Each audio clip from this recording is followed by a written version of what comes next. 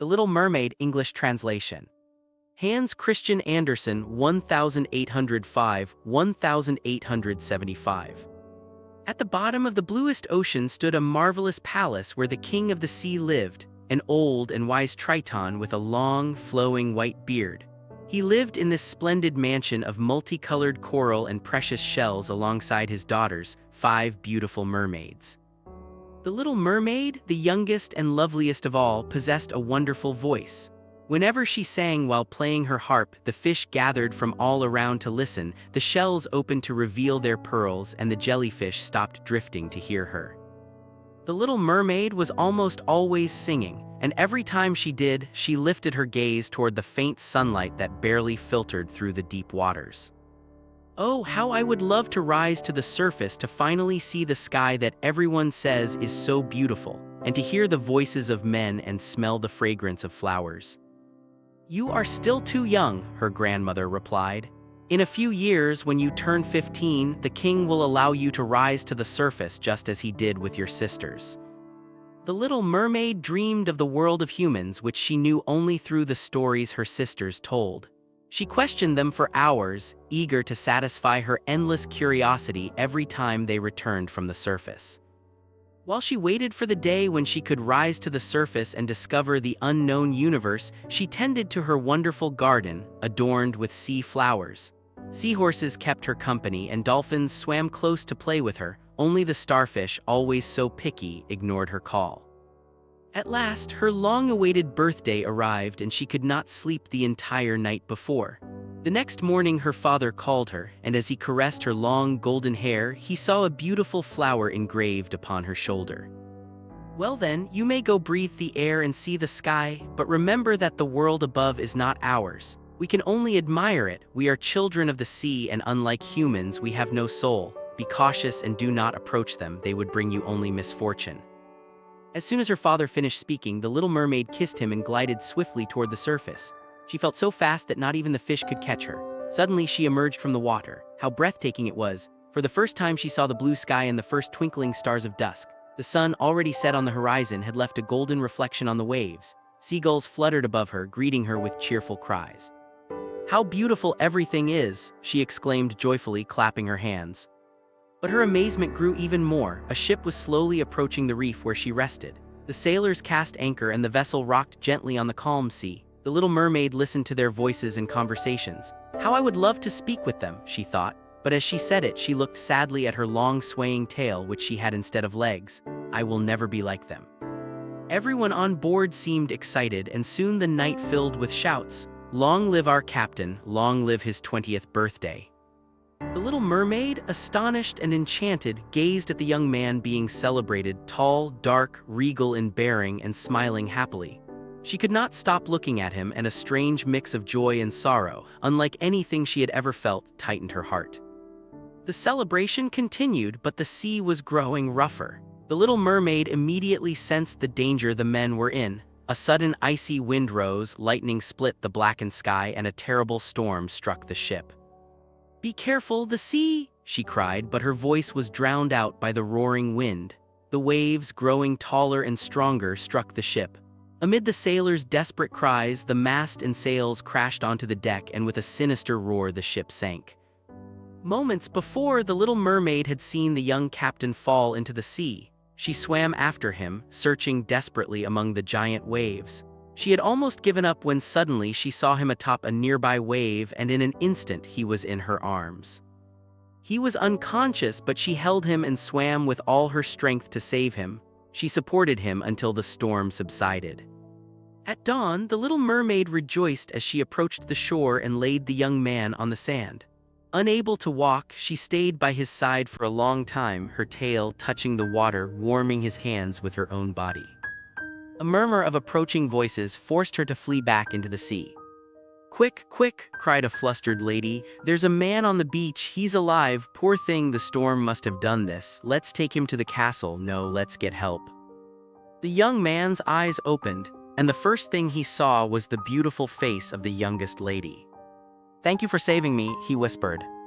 From the water, the little mermaid watched as the prince walked toward the castle, unaware that it had been she, not the other woman, who had rescued him. She swam slowly into the open sea, knowing she had left behind something she never wished to lose. Oh, how wonderful those hours had been, holding the young man in her arms during the storm. When she returned to her father's palace, she began to tell her story but suddenly felt a knot in her throat. She locked herself in her room, crying for days, refusing even food. She knew her love was hopeless. She, a mermaid, could never marry a human. Only the sorceress of the depths could help her, but at what price? Despite everything, she decided to seek her. So, you want to rid yourself of your fish tail? I suppose you want 2 legs. Very well, but you will suffer terribly and every step you take will feel like knives cutting into your feet. I don't care, said the little mermaid through her tears, as long as I can be with him. I'm not finished, said the old witch. You must give me your beautiful voice, you will remain mute forever. And remember this, if the man you love marries another, your body will dissolve into sea foam. I accept, said the little mermaid. Without hesitation, she took the flask of magical potion, swam to shore near her father's palace, dragged herself onto the sand and drank it.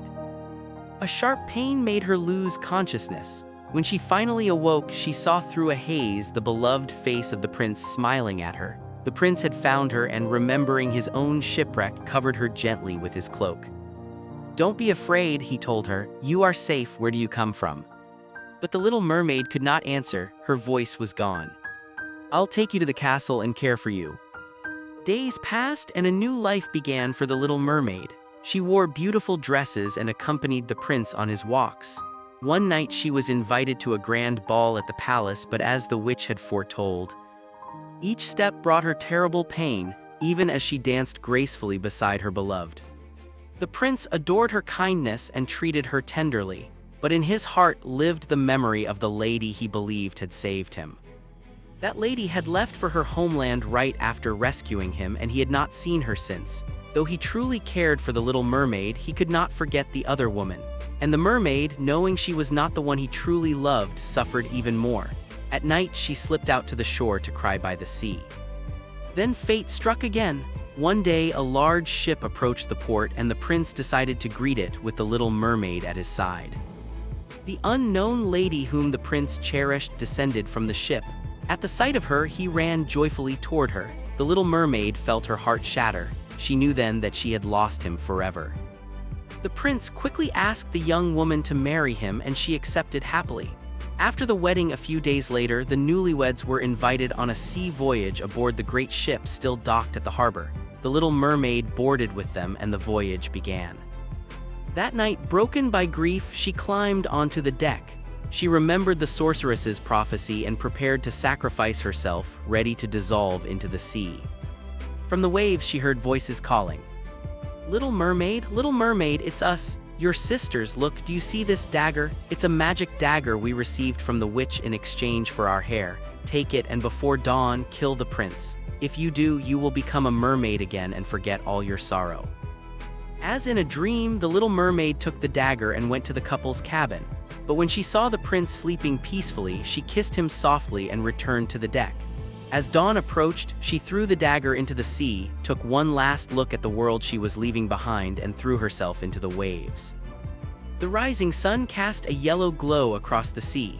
From the cold waters, she looked up one last time, but suddenly, as if by magic, a mysterious force lifted her toward the sky. The clouds turned pink and the ocean roared in the morning breeze as the little mermaid heard soft, tinkling voices. Little mermaid, come with us. Who are you? She whispered, realizing she had regained her voice. Where are you? You are with us in the sky. We are the daughters of the air. We have no souls like humans, but our duty is to help those who show goodness toward them. The little mermaid, deeply moved, looked down at the ship where the prince still sailed. Tears filled her eyes as the spirits whispered. Look, the flowers of the earth await our tears so they may turn into the morning dew. Come with us, we fly to hot countries where the air harms men to bring them fresh winds. Wherever we go, we offer comfort and aid. And when we have done good for 300 years, we will earn an immortal soul and share in the eternal happiness of humankind. You have made with your heart the same sacrifices we have, they continued.